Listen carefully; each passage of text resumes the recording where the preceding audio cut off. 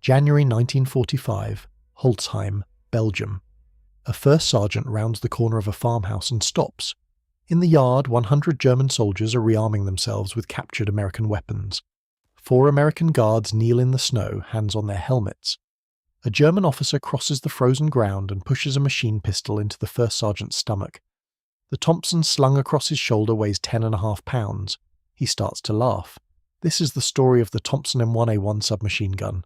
A weapon designed for a war it arrived too late to fight, rejected by the army that needed it most, made famous by the gangsters who bought it first. Before Holtzheim, the Thompson had already survived bankruptcy, scientific fraud, and 20 years of military contempt. It was about to prove every single one of them wrong, in 45 seconds. To understand why the Thompson existed, you have to understand what the Western Front did to infantry tactics. By 1916, the war in Europe had collapsed into a geometry problem. Millions of men faced each other across trenches separated by a few hundred yards of open ground. Machine guns made frontal assaults suicidal. Artillery could destroy a position but not hold it. What the infantry lacked was a weapon light enough for one man to carry, automatic enough to clear a trench in seconds, and powerful enough to put an enemy down with a single hit. Brigadier General John Taliaferro Thompson believed he could build that weapon. A career ordnance officer who had supervised adoption of the M1903 Springfield rifle and helped standardize the M1911 Colt pistol, Thompson understood small arms manufacturing better than almost anyone in the American military. In August 1916, he founded the Auto Ordnance Corporation with backing from Thomas Fortune Ryan, a Wall Street financier who put up the initial capital. Their workshop operated out of the Warner and Swayze machine tool plant in Cleveland, Ohio. The design centered on a concept from Commander John Bell Blish of the United States Navy. Blish had observed that breech blocks on large naval guns seemed to resist opening under high pressure, and he theorized that dissimilar metals under extreme force would adhere beyond normal friction. Thompson implemented this as a bronze H-shaped lock inside a steel bolt. It was elegant, it was original, and it was completely wrong. The Blish principle would later be disproven, merely an extreme manifestation of static friction, not a special property of metals at all. But in 1917, nobody knew that yet. Early prototypes failed. The first model, called the Persuader, jammed after 6 rounds. Designer Oscar Payne rebuilt the weapon from scratch, producing the Annihilator in mid-1918, a complete redesign with a conventional box magazine that fired at 1,500 rounds per minute. On November 11, 1918, crates containing Annihilator prototypes sat on the docks in New York, ready for shipment to France. The armistice was signed that morning. The crates went back to the factory. The weapon had been designed for a war that ended the same day it was ready to ship. What happened next nearly killed both the weapon and the company that made it. Colt manufactured 15,000 M1921 Thompsons at a retail price of $200, at a time when a Colt pistol cost $17. The military showed no interest. The weapon's first reliable customers were not soldiers but law enforcement agencies, private security firms and organized crime. The St. Valentine's Day massacre of February 1929, 7 men killed in a Chicago warehouse, cemented the Thompson as a gangster weapon and earned it the nicknames Tommy Gun, Chicago Typewriter, and Chicago Piano. That criminal notoriety directly produced the National Firearms Act of 1934, the first major federal gun legislation in American history. The United States Army formally rejected the Thompson at Fort Riley, Kansas, concluding it was too heavy, too expensive, and effective only at short range. The gangster reputation almost certainly made the decision easier. By the late 1930s, auto ordnance was effectively bankrupt. Nearly 5,000 unsold Thompsons gathered dust in a warehouse. Then Wall Street financier Russell McGuire acquired the company in 1939, 1 year before France fell and Britain began buying every automatic weapon on Earth. Within 18 months, the factory could not keep up with demand. But the weapon McGuire inherited was too complicated and too expensive for mass production. The solution was radical simplification. Engineers stripped away everything that was not essential to putting rounds downrange. The cuts compensator, gone. The cooling fins, gone. The adjustable Lyman rear sight, replaced with a fixed stamped aperture. Drum magazine compatibility, eliminated entirely. The fine blued finish, replaced with rough parkerizing. And then came the most revealing change of all. The Blischlock, the theoretical foundation on which the entire weapon had been built, was removed. Not replaced. Removed. The gun worked exactly the same without it. The M1A1 Thompson operated on pure blowback. A heavy steel bolt weighing 1.82 pounds travelled forward under spring pressure, stripped a round from the magazine and fired it through a fixed firing pin machined directly into the bolt face. No locking mechanism, no exotic metallurgy, just mass and momentum and a 230-grain bullet leaving a 10.5-inch barrel at 920 feet per second. The .45 caliber automatic Colt pistol round was heavy, slow, and subsonic, and at close range it hit like a freight train. The cost fell from $209 per unit to roughly $45, an 80% reduction. Savage Arms in Utica, New York, and Auto Ordnance in Bridgeport, Connecticut ultimately produced approximately 1.4 million Thompsons for the Allied war effort. General Thompson never saw any of it. He died on June 21st, 1940, 18 months before Pearl Harbor, before mass production began, before the trench broom he had envisioned 25 years earlier proved itself in exactly the kind of close combat he had always imagined. The 30-round box magazine that would become standard issue was approved at Fort Knox on December 6, 1941. The day before, everything changed. The Thompson M1A1 found its ideal operators in the American Airborne divisions. Paratroopers expected to fight at close range from the moment they hit the ground. Hedgerow ambushes, house clearing, night raids in terrain where the engagement distance was measured in yards, not hundreds of yards. The Thompson delivered devastating volume of fire in exactly those situations. Non-commissioned officers, scouts, and patrol leaders carried it. The weapon fired the same .45 caliber round as the M1911 pistol, a cartridge with stopping power that smaller caliber submachine guns could not match.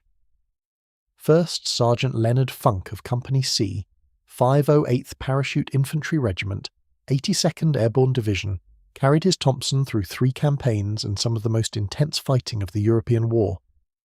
On D-Day, June 6, 1944, Funk landed 20 miles from his intended drop zone in Normandy. With a badly sprained ankle, he gathered 18 scattered paratroopers and led them through enemy territory for 11 days, acting as lead scout himself after 3 scouts were lost. He brought every man through alive. In the hedgerow country of northern France, the Thompson on his shoulder gave an 18-man patrol the close-range firepower of a unit 3 times its size.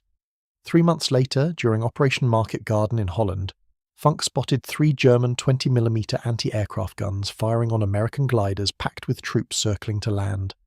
Each glider carried men who would die if those guns kept firing. On his own initiative, Funk led a 3-man patrol against the battery, killed approximately 20 crew members, and silenced all 3 guns before they could destroy a single glider. 0 American casualties. His men started calling him Napoleon. 5 feet, 5 inches, and 140 pounds of aggression that could not be stopped. A lot of these stories don't get told anywhere else. Subscribing helps make sure we can keep telling them. Now, back to Belgium. Then came January 29th, 1945. After a 15-mile march through a driving snowstorm, Company C prepared to assault Holtzheim. The executive officer became a casualty. Funk assumed his duties, organised clerks and supply personnel into a fighting unit, and led them in clearing 15 houses, capturing 80 prisoners without losing a single man. The prisoners were placed under a 4-man guard, all that could be spared. While Funk cleared the last pockets of resistance, a German patrol wearing white camouflage snow capes approached the prisoner yard. The guards mistook them for Americans. Within minutes, the patrol had overpowered the guards and begun rearming 80 prisoners for an assault on Company C from the rear. Funk walked around the corner of a building and into their midst. The German officer who pushed a machine pistol into his stomach expected surrender. What he received was a 30-round magazine of .45 caliber ammunition, delivered at a cyclic rate of 600 rounds per minute. The officer fell first. Funk turned the Thompson on the surrounding Germans, firing and shouting to the American guards to grab fallen weapons and fight. In roughly 45 seconds, 21 Germans were dead, 24 more were wounded, and the rest had surrendered for the 2nd time that afternoon.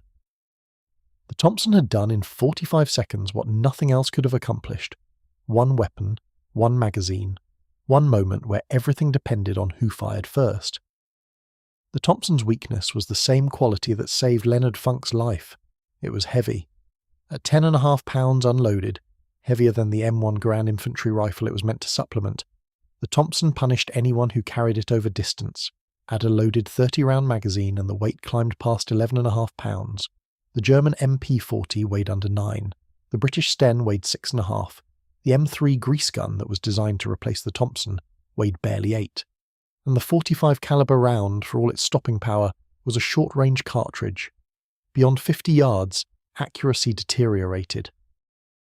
Soviet troops who received over 137,000 Thompsons through Lend-Lease were blunt in their assessment. Reconnaissance soldier Pavel Kolosov noted the weapons had wide dispersion, limited firing range, and heavy ammunition that could not be carried in useful quantities. In penetration tests, the Soviet PPS-41 punched through 10 layers of pine wood. The Thompson's 45 caliber managed 5, but the critics missed something. That punishing weight absorbed recoil that lighter weapons could not manage. In fully automatic fire, the mode that mattered in a frozen yard surrounded by 100 armed men, the Thompson was the most controllable submachine gun of the entire war. 10.5 pounds of steel and walnut held the muzzle steady when everything else was chaos. The weight was not a flaw. The weight was the weapon.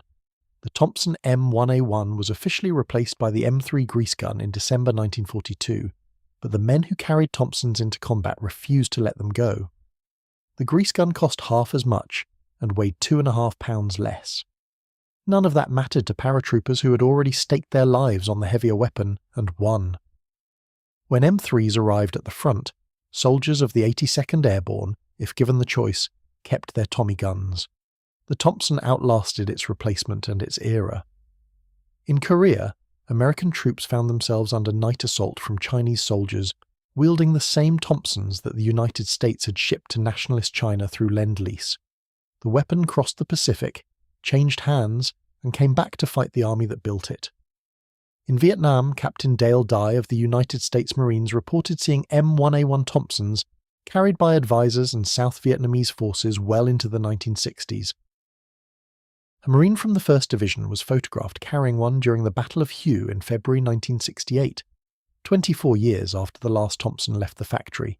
The grease gun itself was not officially retired until 1992. That same year, Leonard Funk died quietly of cancer in McKeesport, Pennsylvania, at the age of 76. He had spent 25 years working at the Veterans Administration, attended 6 presidential inaugurations as a Medal of Honor recipient, and never sought attention for what he had done. He was the last living World War II Medal of Honor recipient from the 82nd Airborne Division. He was buried at Arlington National Cemetery, Section 35. On August 23, 1945, when President Truman had hung the medal around his neck at the White House, Truman reportedly told the assembled recipients, "I would rather have the Medal of Honor than be President of the United States." The official Army description of the 5'5" First Sergeant from Braddock Township, Pennsylvania, used a single word: dynamo. Today, original M1A1 Thompsons survive in museum collections from the National World War II Museum in New Orleans to the NRA Museum in Virginia, in national armories from Belgrade to Hanoi, and in private collections where they sell at auction for tens of thousands of dollars. Semi-automatic reproductions are still manufactured by Auto Ordnance, the same company John Thompson founded in 1916 to build a weapon for a war that ended before it could be shipped. 10.5 pounds, 30 rounds, 45 seconds, and now you know what those numbers mean. Some weapons earn their place in history on a battlefield. The Thompson earned its place in a frozen yard where 100 armed men had every reason to believe they had already won. They were wrong, because the weapon they were looking at was built for exactly this range, exactly this volume of fire, and exactly this kind of fight. It always had been. The Thompson M1A1, 10.5 pounds of blowback physics that changed the math. So here is the question I want to leave you with. The Thompson was heavy, short-ranged, and expensive. Engineers spent 20 years trying to fix those flaws, but in the end, the stripped-down M1A1, the simplified budget version with the invalid science removed, may have been the best version of the weapon that ever existed. Do you think taking the craftsmanship out made it better or worse? Tell me in the comments. I would especially like to hear from anyone who has handled one, and do not forget to subscribe.